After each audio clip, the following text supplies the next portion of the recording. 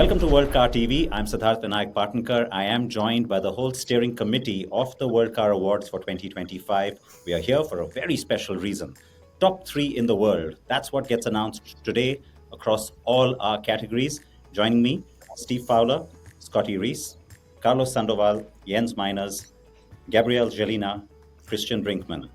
Welcome, everyone. And Jens, how's it going? How are you doing? Very good. I'm doing this from the East Coast in North America. Glad you are watching and you are interested in this great program, in the process and in the winners. And so, without further ado, let's get the ball rolling. Scotty, please. Thank you, Jens.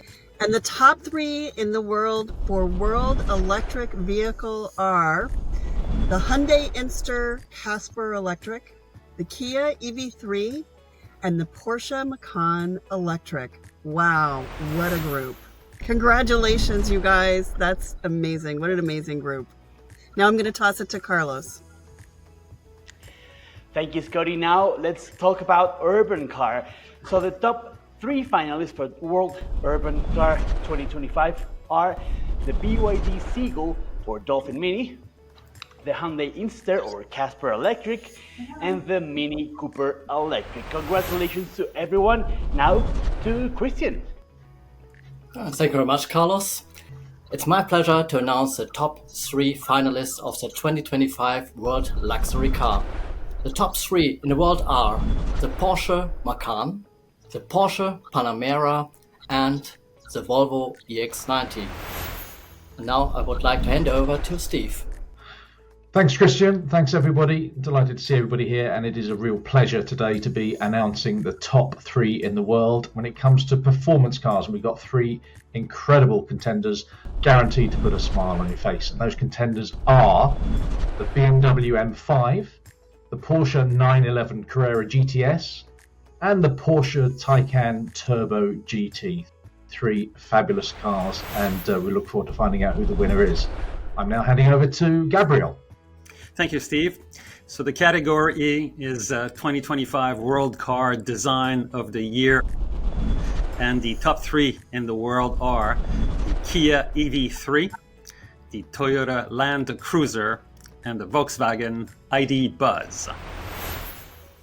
And now over to my colleague Siddharth Patankar. Thank you very much, Gabrielle. Lots of exciting cars. And remember, when it comes to the World Car of the Year, it's a top 10 that gets chiseled down now to a top 3. And those cars are, according to our jurors, the BMW X3, the Hyundai Inster Casper Electric, and the Kia EV3. So quite a collection of fantastic cars. Over to you, Jens. I agree, Sid. That's a very interesting group of cars. Basically, 2 cars representing Asia, 1 from Europe, 2 pure EVs, 1 technology open platform with petrol, diesel, and hybrid engines. So this will be an interesting one to see. I would like the audience to know that really, in our eyes, the significance of this selection cannot be overstated. We have 96 jurors from all over the globe. They represent the very best and most competent on their markets. And basically, they have spoken with this selection. Each one of these 3, whatever the overall winner is going to be, is already a winner. We as a steering committee here really only guide the process. We try to ensure that all eligible vehicles go into the running and that all of our jurors get the opportunity to test drive the nominees. So with that, Scotty, what do you think about the overall selection? Amazing showing again from Hyundai and Kia. They really wowed everyone with some cars in the past, especially the EV9, and they're riding on that success, not only with the EV3 among the top in the world, top 3 World Car of the Year, but also showing up in other categories. So it really shows they are on their game and people are very much responding, not only jurors, but consumers are as well. And then, but I think in the top for the World Car of the Year category, to see BMW up there again is also pretty amazing. Shows that they too are really hitting all the marks when it comes to design of their SUVs and cars. Well put, Scotty. Thank you for that first reaction. Steve, what's your reaction about the top three luxury models? Well, it's been dominated by Porsche, isn't it? Two models from Porsche, the Macan and the Panamera in there. Just shows what brilliant cars Porsche are making these days. It seems they can almost do no wrong. But I have to say the quality of their cars is probably just about the best in the business these days. And that's what luxury is really all about. But Volvo in there as well just shows how far Volvo have come with the new EX90, which I think is a fantastic car, all electric SUV, obviously. But the attention to detail in that car shows real luxury. And in my view, it has the best sound system in the business, in the Bowers and Wilkins sound system. Now, that is real luxury. Thank you, Steve. Christian, what about the top three urban contenders? Yes, we have three fantastic cars that truly deserve to be at the top for World Urban Car. They are all electric. None of these brands, BYD, Hyundai, or Mini, have won the title as World Urban Car before. And BYD could even become the first Chinese car manufacturer to take home the trophy. It's going to be really excited. Thank you, Christian. Carlos, you love fast cars. What do you think about the top performance choices? Thank you, Jens. It's super interesting because we have a fully electric vehicle, a plug-in hybrid, and the first ever hybrid 911. It's a very interesting mix. I was wondering who will be winning in between these three different technologies. I mean, the highest performance ever Porsche electric, then the first ever hybrid 911 that is crazy by itself, and of course the plug-in hybrid BMW M5. It is just amazing. Thank you, Carlos. Gabriel, we have the EV category. What are your thoughts about the winners here? Well, actually, they're all EVs, but they're all very different vehicles in different segments. If we think about the Hyundai Inster and Casper Electric, very much an urban runabout type of city car, very small in scale and size. Then you got the Kia EV3, more of a crossover, and a car that I think is going to do really well in the marketplace. In terms of size and in terms of packaging and pricing as well. And then we, of course, have the Porsche Macan, which is all about performance, all about speed and dynamics. So very much a very wide range of choices here. And it'll be interesting to see how it plays out with our jurors as to which car wins in this category. Well, it's interesting also because I think you're seeing the EV3 and Insta showing up across so many categories, 3 categories each actually. And even in design, you're seeing the Kia EV3 once again, along with, of course, the retro cool Land Cruiser from Toyota. And then you've got the ID Buzz, which has also got that retro charm and sort of brings back a sort of nostalgic feel to this category. Jens, that's something that the design panel that helps us sort of shortlist our best designs of the year.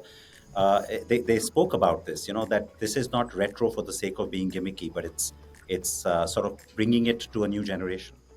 Absolutely correct. I mean, we have 2 cars really in this category that are not retro, but informed by heritage. That's the VW ID Bus, of course, with its Volkswagen bus heritage, but also the Land Cruiser, which brings back, reminiscences of the Land Cruiser of the 1970s, but interpreted in a very modern way. Kia EV3, on the other hand, is a thoroughly modern car that just underscores the design leadership that Kia has really assumed under the guidance of Peter Schreier, and which is now carried to the next level by Karim Habib. Yeah, those are very impressive choices. I think the panel, the design expert panel, will be happy by the selections of our jurors. I mean, now that said, I mean, what do you, as a steering committee, what's your reaction? Did the choices of our jurors, did they match your expectations? Did you guess correctly? Did you think something completely different would emerge? What do you think, guys? It is a tough year for certain cars. I think in the design category that's the hardest choice. I look at all 3 and think, I don't know which I would pick. I'm kind of disappointed that the Volkswagen ID Buzz didn't make it into more categories because it's such a great car and it's so popular and it wins on so many levels, but it's a tough year. I think what's clear is we have the best cars in the world in that lineup.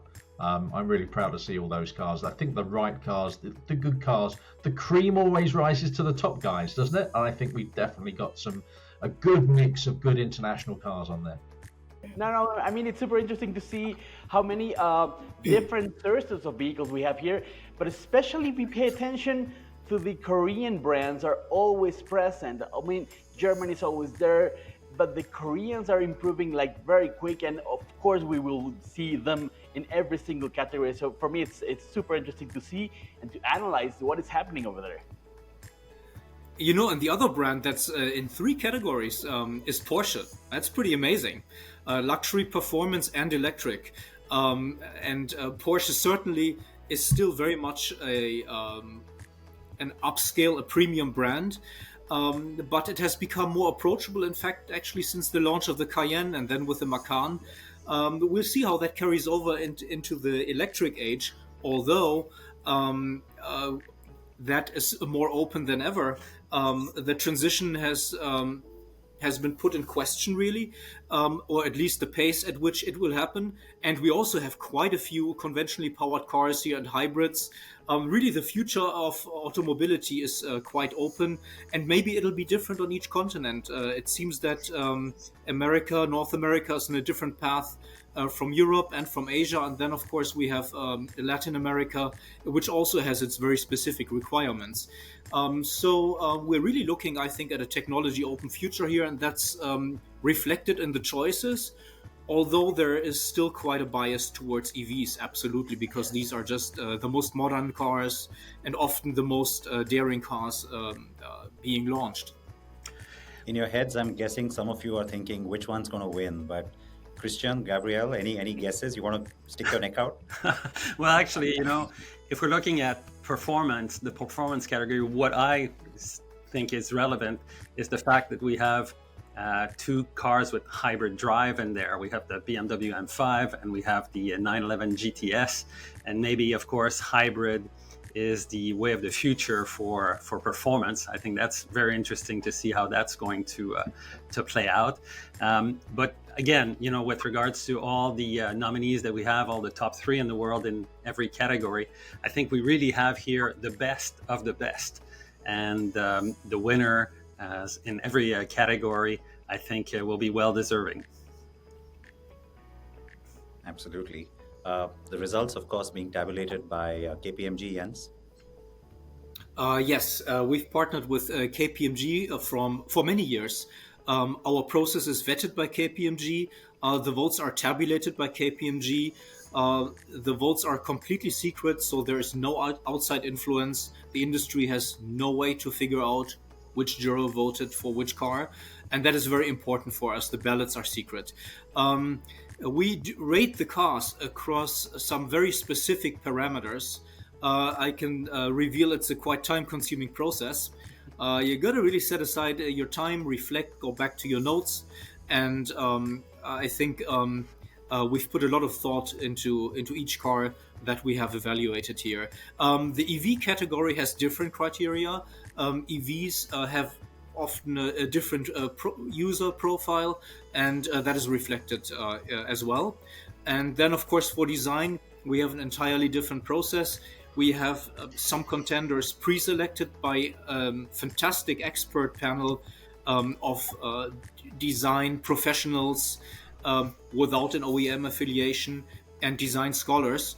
And from this selection, our jurors then pick the top 3 and eventually the winner. So we have one more thing we'd like to talk about, and that is Person of the Year. And Scotty, I would like you to say a few words about that. Sure. So the Person of the Year we have announced is Stella Lee from BYD. And she is the executive who has largely led the charge to bring BYD out of China and onto shores around the world, and has really turned this very intriguing company into a global force. And she will join us to accept her award at the New York Auto Show in person on April 16th. Right in New York at the Javits Center. So we'll get started about 8 a.m. that day. Will be the first press conference or the first official event at the New York Auto Show, and Stella Lee will join us on stage. So I hope everyone watching will tune in or follow along, or best yet, come in person to the New York Auto Show and join us for the World Car Awards and our conversation with Stella Lee. Thank you, Scotty. And of course, thank you everyone for watching. And we do look forward to New York, to having Stella on stage and to figure out who are the winners. Very exciting. Can't really wait to find out which of these cars is going to make that cut. The envelopes open, as Scotty said, in New York. We will be there. I look forward to seeing all of you. In fact, great to see you all today here virtually, though.